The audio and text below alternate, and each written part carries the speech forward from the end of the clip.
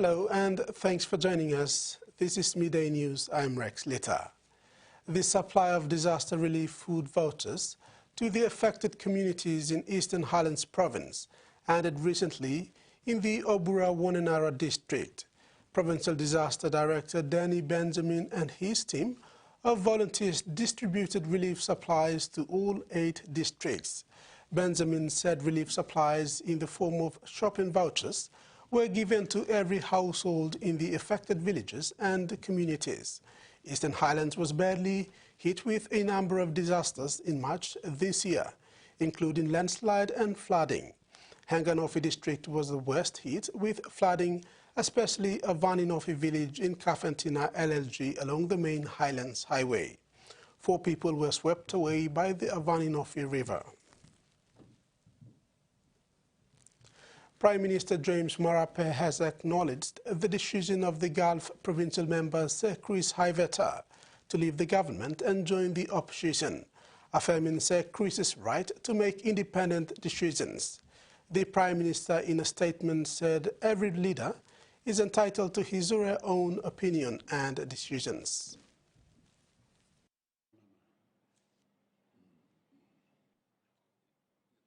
The announcement of the provincial member for Gulf, Sir Chris Haiveta, to join the opposition has been acknowledged by the Prime Minister James Marape, who has said he has no issue with the move from government to opposition.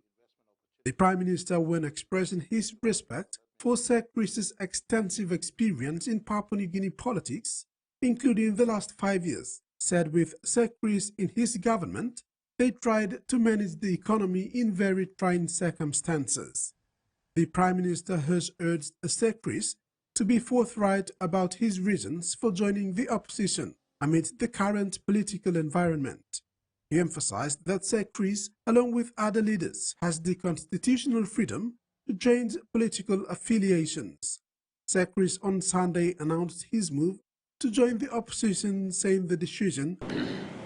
You might think that corporate conglomerates are behind this, foreign governments are behind this, and accusations of any businesses, and even the opposition, because there might be a pending vote of no confidence. My decision is not based on that. My decision is based on my principles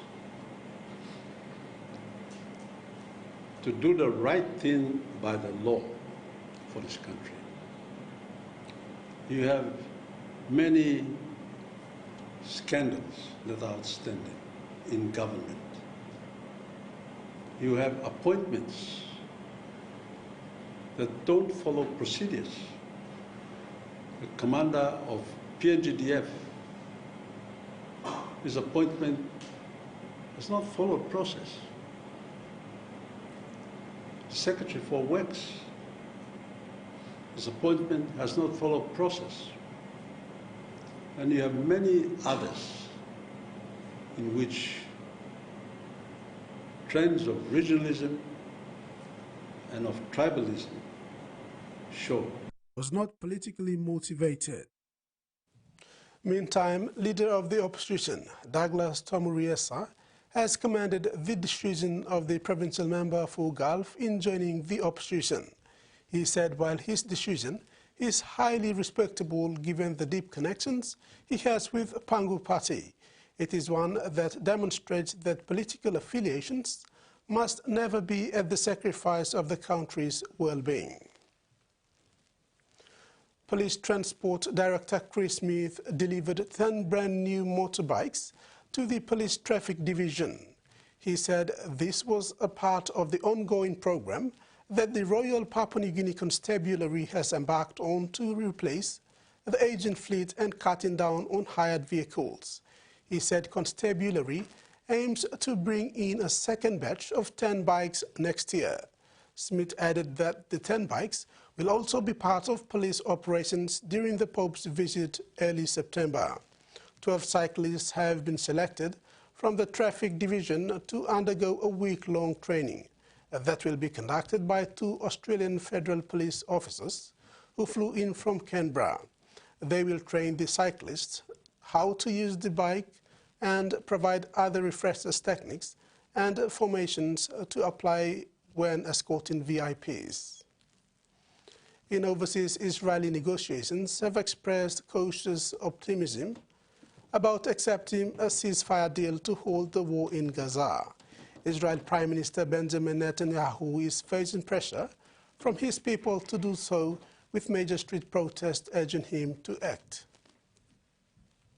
Here in Tel Aviv, thousands of Israelis are turning up the heat on Benjamin Netanyahu's government, demanding that he accept a ceasefire deal, ending hostilities in Gaza and prompting the return of more than 100 hostages still held there after 316 days. Among them, Amnon Shakar, whose granddaughter is still being held by Hamas. He says he believes she's still alive and hopes that she'll return soon. We heard mainly from those hostages that did come back, like 50 days after they were kidnapped. She was well, a little bit wounded, but basically she was okay. On her feet, talking to everybody.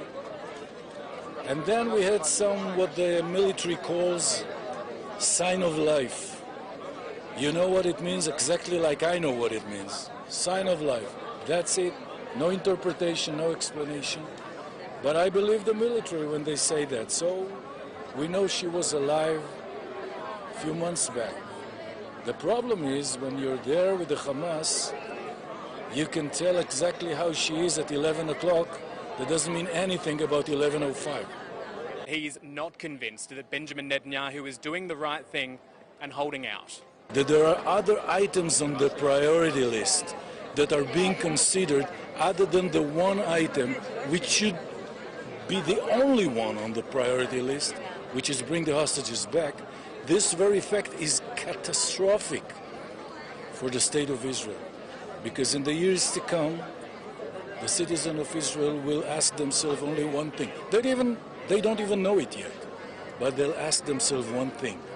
Did my government do everything in her power, anything, to bring the hostages back? Here in what's dubbed Hostages Square in the heart of Tel Aviv, there is a clear message to the government. Get a deal and get it now. Tonight, the Prime Minister's office may well have given Israelis some hope. A statement released in the last couple of hours expressing cautious optimism about being able to reach a deal.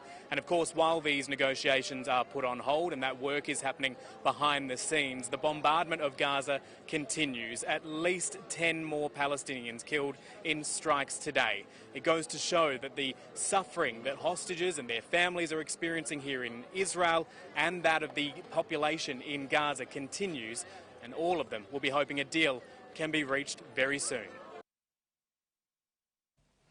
As cities across Australia grow, so does the amount of light they create, making the night sky harder to see. Researchers at the Australian National University have been experimenting with ways to reduce light pollution. In an Australian first, thousands of street lights have been dimmed at certain times in Canberra. Daylight fades, humans create a kind of man-made daytime using streetlights, which are usually simply on or off. But modern technology means lighting can be smart, connected and adjustable on a huge scale. For about a 6-month period, we were able to utilise around 30,000 streetlights around Canberra. Researchers can now adjust the capital's lighting from a laptop To essentially control its intensity, its schedule, its programming, its on and off. Scientists at the ANU turn Canberra's lights down from 100% to 70 and even 50% brightness, changes imperceptible to the human eye. We've had engineers and other street lighting practitioners who've had 30 plus years experience. They were unable to distinguish between 70% and 100%. Dimming Canberra's lights for 6 months saved 1,000 tonnes of carbon emissions, while the reduction in light emissions was also measured. So for every 10% the lights are dimmed, it's about a 5% change in the glow of the sky. So when we dim all the way to about 50%, that means the sky has been reduced by about 25% in terms of brightness. A darker night sky means a brighter celestial glow. So we'll see more stars, we'll see the fainter stars will be a bit brighter, the brighter stars will get even brighter, and some new stars pop out that were previously lost. Canberra's streetlight experiment is an Australian first. About a third of the capital streetlights now have this technology. Less light, illuminating the skies. Looking up, trying to see a meteor shower, trying to spot the aurora. If we slowly erode that part of humanity, we slowly erode part of humanity. A bright, dark future. In sports, Queenslander William Bryars claimed his first win of the Challenger PGA Tour of Australia on Sunday, 18th August at Royal Port Moresby, fighting back from 5 shots early in the final round to snatch the 2024 PNG Open.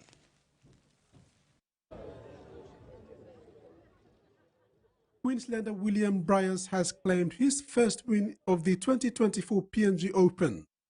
Bryars carded a 4-under 68 on the final day to finish his week at 17 under par, holding off runner-up and New South Wales man James Conran by 2 shots, with overnight leader Andrew Campbell in solo third at 14 under. With only one prior top 10 finish on tour, Bryars was in unusual position as he came down the stretch on Sunday, but he birdied 3 of his final 5 holes to claim his debut win and secure his tour card for the next 2 seasons. With one of the rounds of the day on Saturday, a 7-under par 65, Bryars found himself in the final group on Sunday, starting just a short back of leader Campbell. Eventual runner-up Conran made an early move, going out in 5 under and looked like he was going to run away with the trophy and the biggest win of his career. Shrugging off the double bogey quickly though, Bryars was able to get his PNG Open quest back on track, helped to by a stroke of luck on the par 5 9th. As both Conran and Campbell dropped multiple shots on the back 9, Bryars kept making birdies, and by the time he stood on the par 3 18th tee, the Queenslander held a 2-shot lead. The buffer allowed Bryars the comfort of making a bogey on the 72nd hole and still secure the first title of the 2024-2025 Challenger PGA Tour of Australia season.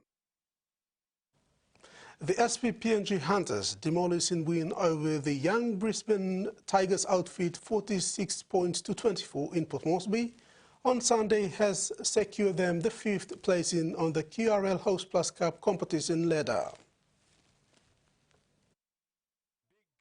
To close off the Sunday's footy action of the Host Plus Cup competition, the SP-PNG Hunters raced away to a 46-24 win over the Brisbane Tigers on home turf in Port Moresby to move into 5th on the ladder, setting the stage for a thrilling weekend in round 23. The Falcons remain in 4th heading into next weekend, with the Hunters right behind them. Both are on 28 points apiece, separated by for and against. The final 4 of this year's Host Plus Cup is yet to be determined after the South Logan Magpies caused an upset over the Sunshine Coast Falcons in round 22. The Burleigh Bears 6th and winner Manly Seagulls 7th are also within strike distance of the top 4, pending results from the final regular round. The Hunters put on a brave performance, led by Captain Ila Alu, with super performance yet again displayed by hooker Judah Rimbu and fullback Sani Wabo, who both crossed over for a double on the day. On Saturday, 24th August, in round 23, the Hunters meet 15th place Western Clydesdales in what is expected to be an easy win for the Hunters at the National Football Stadium in Port Moresby. And that ends our midday news update. Join us at 6 tonight for more news and sports.